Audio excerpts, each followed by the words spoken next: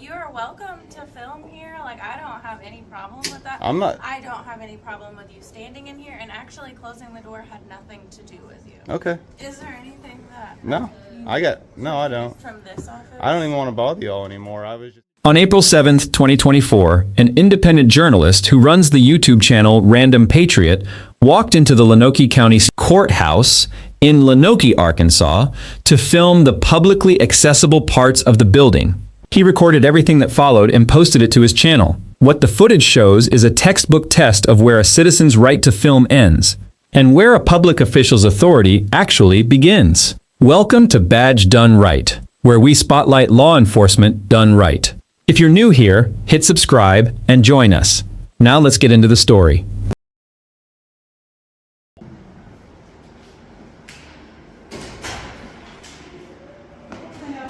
Hello, I was just reading your signs real quick. I'm working on a story. I was just coming in to work on my story here in the building. I don't need to go in the courtroom. What's that? Don't record me. Do you work for the public? Who do you work for, man? I work for the sheriff's office. Okay, then I can record you. It's actually my First Amendment right to do that. If you work for the government, I'm allowed to record anyone that works for the government in their course of duty. Anything you have in your pockets goes in the bucket? Sure. I'm not here to start anything with anybody. I just wanted you to know that. Can I get your name, please? Deputy Mabel. Mabel's? Okay, thank you. I'm Justin. Look at this, the Bill of Rights right here.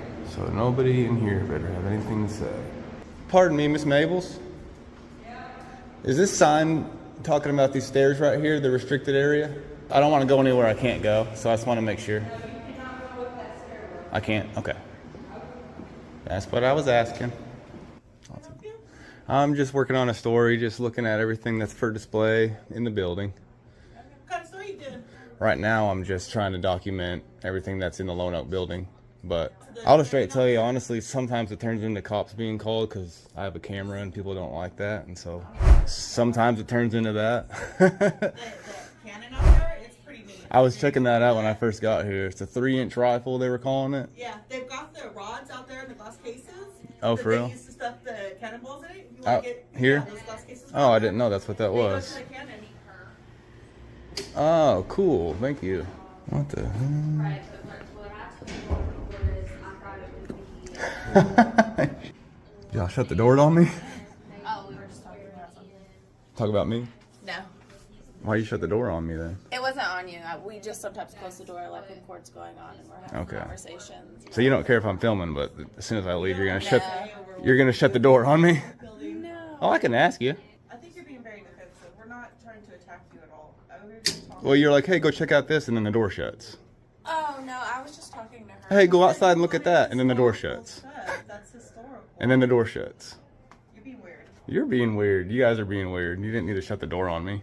You are welcome to film here. Like, I don't have any problem with that. I don't have any problem with you standing in here, and actually closing the door had nothing to do with you. Okay. Is there anything that... No, I don't. From this office? I don't even want to bother y'all anymore. I was just kind of like, that was weird. The door got shut on me. Excuse me.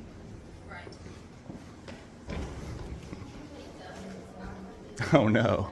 You don't need to be combative in our office. None of us I'm not combative. I was laughing. You got. asked you why you're being combative with us. When was I being combative? And I asked you if we want to close our office. When was I being combative? You want me to lock it? Well, you can't do that. If you lock it, then you need to lock it for everyone. You can't just pick and choose me. Ask nicely. You can't pick and choose me. Move on. It's everyone or no one. Something that you said or something that you did, she felt was aggressive. So it. Well, I have it all on camera, I have thankfully. the right to ask you to move on. No, you actually if don't. They feel that way. So law Yeah, because trumps my job feelings. is to secure them from the public. But no, it's not. Yes, it is. I promise you, it's not. A deputy claims she could order him to move along because an employee felt his speech was, quote, aggressive. But the law sets a high bar here. In the 1949 case Terminiello versus Chicago, the Supreme Court said free speech is meant to invite dispute. It can stir unrest, create dissatisfaction, even provoke anger, and it stays protected unless it threatens a clear and present danger of something far beyond public inconvenience or annoyance. There are narrow exceptions. Chaplinsky versus New Hampshire, 1942, carved out fighting words, words that by their very utterance tend to incite an immediate breach of the peace. And RAV versus St. Paul, 1992, confirmed that true threats of violence aren't protected either, but none of that fits here. As the Eighth Circuit held in Hammond versus Adkisson, 1976, even insulting speech is protected unless it's likely to provoke violent physical retaliation. The journalist's words were, at worst, argumentative and annoying. No reasonable person would call them fighting words or a true threat. In other words, protected, start to finish. Okay. Let's everyone calm down and de-escalate a little bit. Okay, well, I'm asking you to move on away from this office. If you move on, I'll move on. If you go that way, I'll go that way. Okay, well then we'll walk together. So go. I'm not going with you. I'm going the opposite way you go. So whatever way you go, I'll go the opposite. How about that?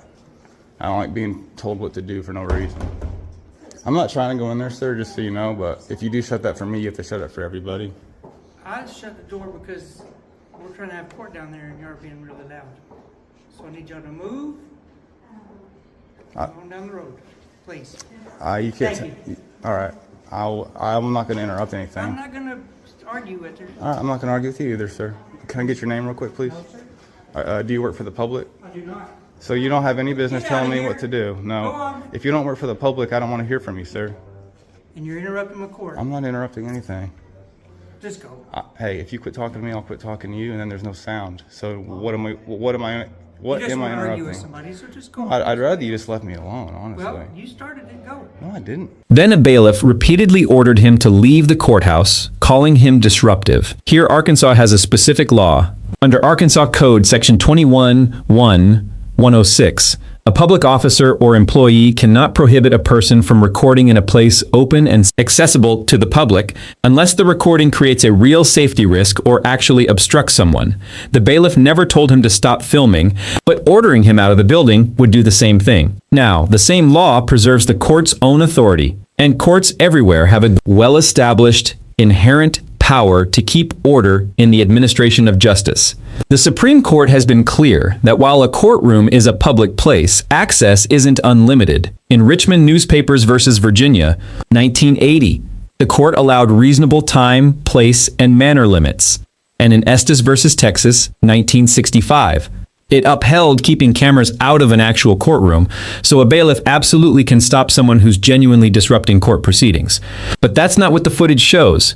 He wasn't inside a courtroom, and he wasn't causing an actual disturbance, which means ordering him to leave likely crossed the line that Section 21-1-106 draws. Y'all started it. I'm minding my own business asking questions about the building. So you guys are starting stuff with me because I have a camera. Ask you to keep it down because we're out trying to have court. And I will agree to that. Okay. It says you work for Lonoke County, so you do work for the public, so you do need to tell me your name. Just, What's his name? my name's Bobby All right, and what's your last name, sir? McMillian. Thank you. Thank you. Can I help you, sir? Oh, I'm sorry. I'm not trying to bother anyone. I'm just looking at what you got displayed for the public. What are these things? They're just some little things that I bought because I'm the treasurer, and they're just little coins. Cool. Alrighty. You guys have a good day. You too. That sound funny? Is that you? Oh, excuse me. What's going on? I got a call from the ladies downstairs about a bad person in their office. Oh, combative. So the fire truck here? Asked him to leave. I was trying. Oh. He said, no one was supposed to be on. Oh, weird. She told two lies right off the bat, and I have it all on film, but I'm not being combative with anyone. I've been extremely polite. All I've done is ask questions about the building and about Lonoke, trying to find out more about the history, and I have it all on film from the very second I got here. This all started when I was actually just talking to some ladies down here in this back office. They were being cool. They're like, oh, you can film, check this out, check that out. And then they're like, hey, check that out in the hallway. So I go check it out in the hallway, and the door slams behind me. But it didn't shut. It kind of slammed and then came back open. So I was just like, what? And then they were like, Let me blah, stop. blah, blah, blah, blah. Let me stop for just a second. I gotta slow a lot of people down. Wow. So emergency? Everything's 10, 50, Yeah. Like, I'll talk to you guys. I wasn't doing You're fine, anything. you're fine. You gotta understand, we've got a heightened sense of No, you're alert when somebody presses a They shouldn't have done panic that. button. The sheriff's office comes. Wow. Hang tight. What's up, guys? It's just me. How are you? Hey, no, I'm cool, man. This is Sheriff Staley. Hey, I'm Justin, dude. Yeah, what's up? I didn't know You the. wanna I know what happened. calm the I don't mind talking to crew him down? again. I'll tell him what happened No, you're again. fine. I thought someone was hurt or something. I didn't know this was over me. This is Sheriff John Staley. I'm Chief Matt Edwards, the Lone Police Yes, sir. Department. How's it going? Y'all go? Yeah. Chef say go tonight. So, yeah. So I have everything on film since the minute I got here. I'm just checking out. I'm learning about the history of Lone Oak, about the courthouse. I've been extremely polite with everyone, just like I am right now. The very last one on the left, I was just in there, and they were cool too. They're like, hey, check this out, check that out. I don't care if you film. And then they were like, hey, go check out those little cannon pushers out in the hallway. So as soon as I walk out in the hallway, they slam the door behind me. But it doesn't shut, it kind of slams and opens.